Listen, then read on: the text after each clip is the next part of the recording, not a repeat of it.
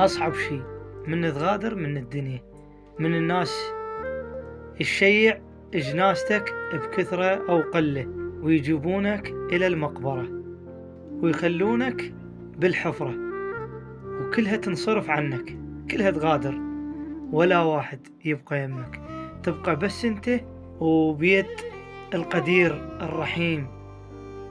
الله سبحانه وتعالى ما ينساك بهاي الوحدة والوحشة والظلمة. القبر أصعب شيء عندي هو نزول القبر. إلهي اللهم أسألك حسن العاقبة، لأن كل إنسان خطاء وكل إنسان عنده ذنوب.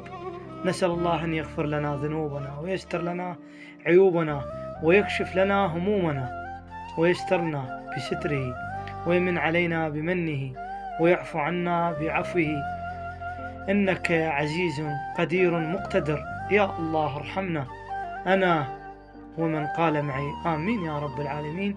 ارحمنا برحمتك، لأن غير رحمتك ما عدنا، احنا من دونك تاهين يا ربي.